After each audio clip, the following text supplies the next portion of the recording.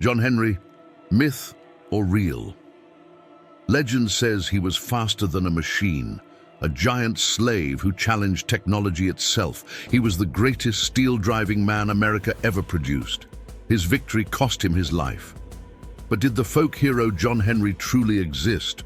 Or is his story just a cruel fairy tale invented to make men work harder? This is John Henry, myth or real?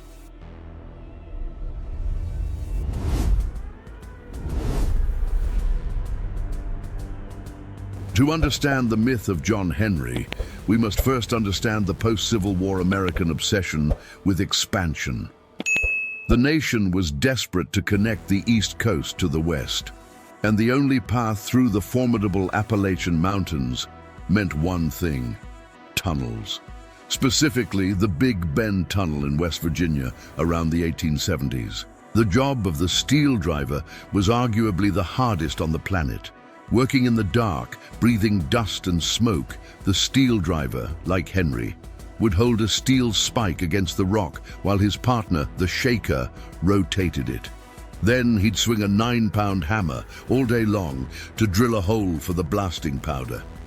A man's life depended on the steel driver's aim. John Henry was said to be the best, a man who could swing 2 hammers at once.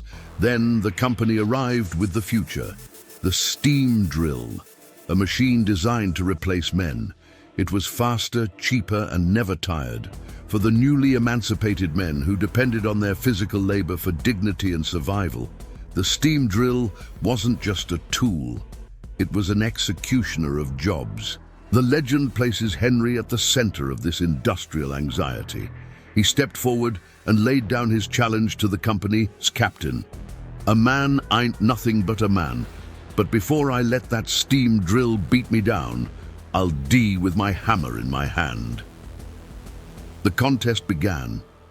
John Henry was described as a force of nature, pounding the steel with such speed that the air caught fire. When the dust settled, John Henry had won. He drilled 14 feet into the hard rock, the machine only 9.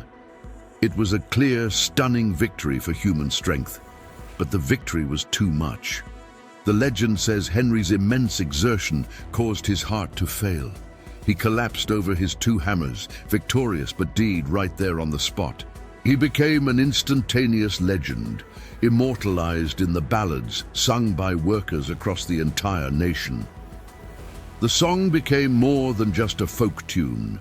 It was an anthem for labor, a symbol of defiance against the industrialist robber barons. For generations, the name John Henry represented the struggle of the worker, especially the black worker in post-Civil War America, to assert his human worth against a system designed to exploit and replace him.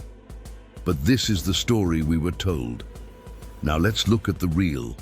For a long time, John Henry was indeed filed under folklore, until historians led by Scott Reynolds Nelson started digging into the records of the Virginia penitentiary, and they found him. Not a mythical giant, but a 19-year-old African-American man, possibly named John William Henry, who was a convict laborer.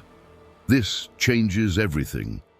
Following the Civil War, many southern states adopted black codes and the convict leasing system. Being unemployed could be a crime, and the railroads, unable to hire enough freedmen for the lethal tunnel work, leased prisoners, including Henry, for a mere 25 cents a day. Henry wasn't a free champion.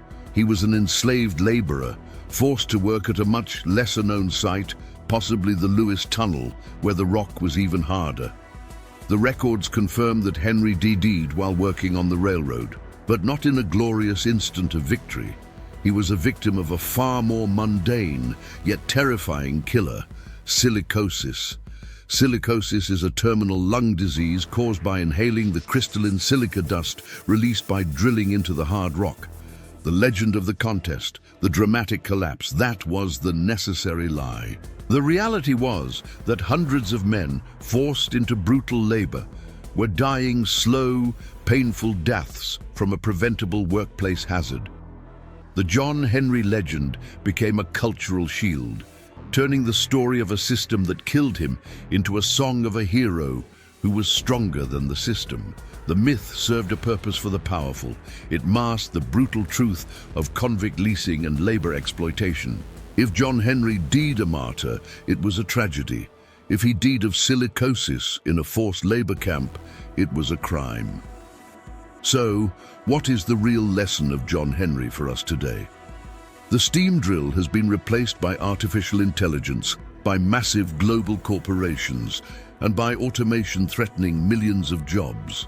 We are still asking, can man beat the machine? The myth is a powerful reminder that our value is not defined by the tools we use, but by our inherent human dignity. But the reality is a stark historical warning. When we allow technology and efficiency to be prioritized over the lives, health, and fair treatment of the workers, when the conditions that killed John Henry are masked by a convenient story, it will always lead to exploitation. John Henry was a man, and he was real, and his story, in all its truth and myth, still hammers home a lesson about humanity versus the machine. If you enjoyed separating the myth from the real, make sure to like this video, share it with someone who needs to hear the truth, and subscribe to the channel.